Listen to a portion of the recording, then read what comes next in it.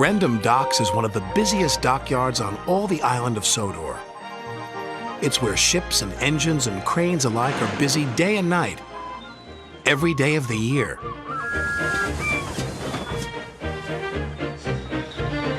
But poor Cranky the crane never gets a nap. He never gets to sleep early. He works all the time. And his only company are the gulls that settle on his arm. So Cranky is always cranky.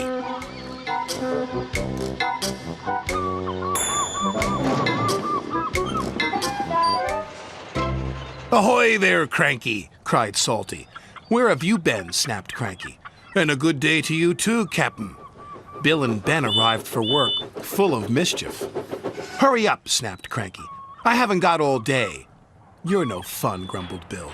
"You wouldn't be fun if you were stuck up here," snapped Cranky. "So that's why you're cranky," said Bill. "You're lonely," said Ben. "I'm not," Cranky cranked. "So it's company you be needin'," said Salty. "Reminds me of a lonely old Grand Banks lighthouse keeper." "Not another one of your stories," cried Cranky. "Oh, please, Salty," they chimed. "We haven't heard it." "'Twas in the middle of a wee naughty storm," Salty began. "The likes of which you see once in a lifetime." This made Cranky very cranky. So cranky that he swung his arm around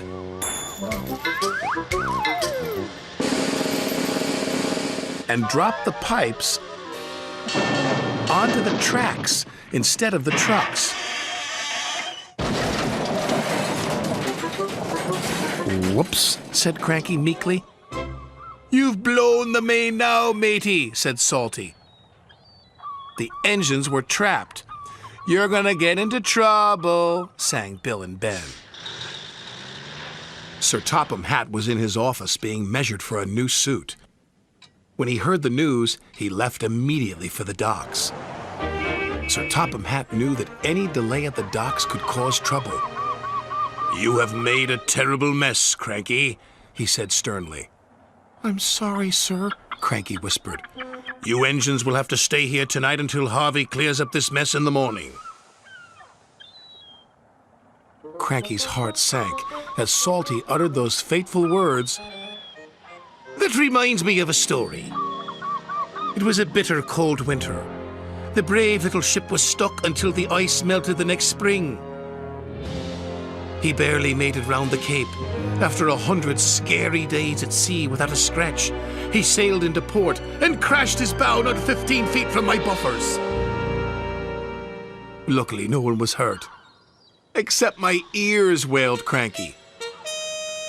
Salty spent all night telling tales of powerful storms, daring rescues, and brave little ships. And when the sun rose, he was still talking. And talking. And talking. "I can't take any more," groaned Cranky. Harvey the crane engine arrived. "Sir Topham Hatt sent me to help clear away this mess," he puffed proudly.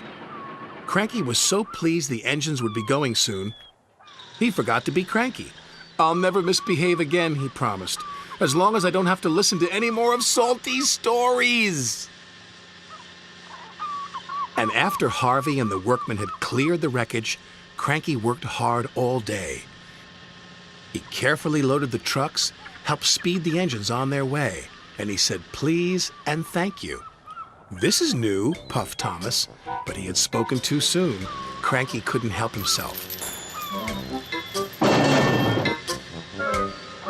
"It was nice while it lasted," said Percy, and all the engines laughed. But Cranky was still cranky.